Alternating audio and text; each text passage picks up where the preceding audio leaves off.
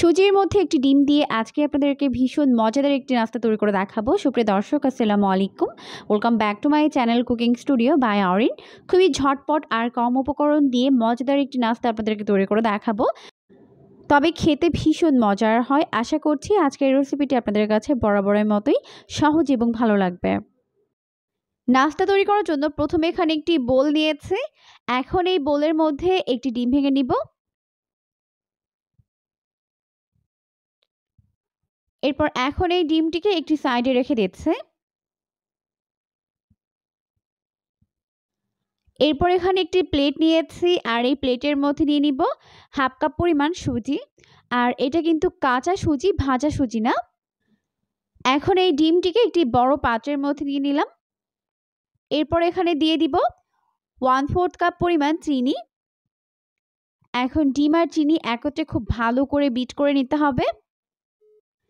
এটাকে ততক্ষণ পর্যন্ত বিট করব যতক্ষণ না পর্যন্ত চিনিগুলো খুব ভালো করে গলে মিশে যায়। তো বিট করতে করতে যখন সবকিছু একত্রে ভালো করে গলে মিশে যাবে, ওই পর্যায়ের মধ্যে অ্যাড করে দিব 1/4 টিস্পুন পরিমাণ লবণ, আর দিয়ে দিব হাফ চামচ পরিমাণ ঘি। আর এখানে ঘি অ্যাড করার ফলে কিন্তু খুবই সুন্দর একটি ফ্লেভার আসে এই নাস্তা থেকে। তবে যদি ঘি না থাকে সেক্ষেত্রে 1 চামচের মতো সয়াবিন তেল দিয়ে দিলেও হবে। তো আবারও সব কিছুকে ভালো করে মিশিয়ে নিলাম। তো মিশিয়ে নেওয়ার এই পর্যায়ের মধ্যে অ্যাড করে দিব সুজি।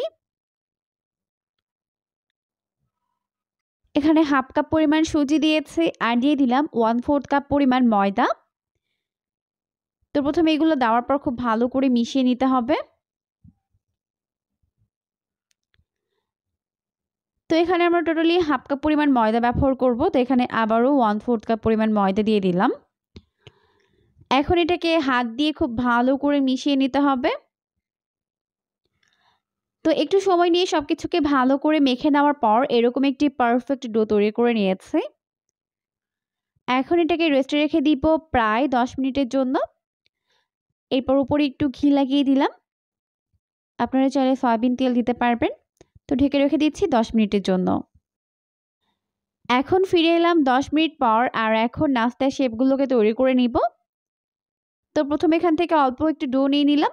এরপর হাতের মধ্যে নিয়ে এরকম একটা গোলাকার শেপ দিয়ে নিতে হবে। এরপর এরকম একটি লম্বা শেপ দিয়ে নিলাম, দিয়ে এরকম চ্যাপটা করে নিলাম। তো এখানে আসলে বলে দেওয়ার কিছুই নেই, আপনাকে দেখেই বুঝে নিতে হবে আমি এটা কিভাবে করে নিচ্ছি।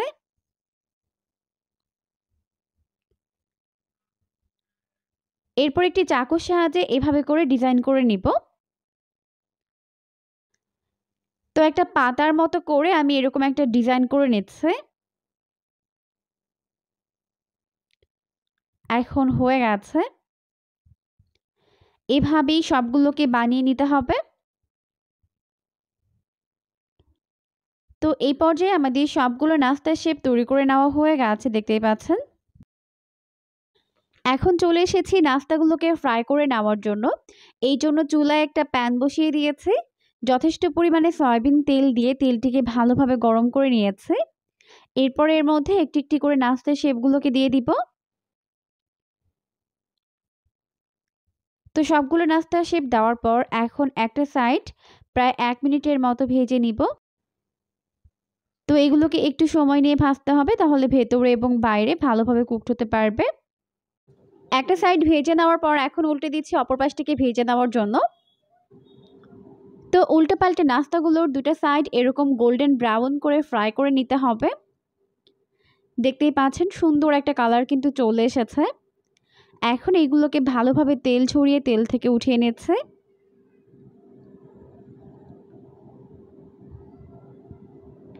এই নাস্তাগুলো খেতে কিন্তু ভীষণ মজার হয়। তৈরি করার প্রসেস তো খুবই ইজি, যে কেউ তৈরি করে ফেলতে পারবেন। আবার একদিন বানিয়ে বেশ কয়েকদিন সংরক্ষণ করেও খেতে পারবেন। আশা করছি রেসিপিটি ভালো লেগেছে। ভালো লাগলে বাসায় ট্রাই করবেন। এরকমই সমস্ত নতুন রেসিপির আপডেট সবার আগে পাওয়ার জন্য অবশ্যই চ্যানেলটিকে সাবস্ক্রাইব করে রাখবেন।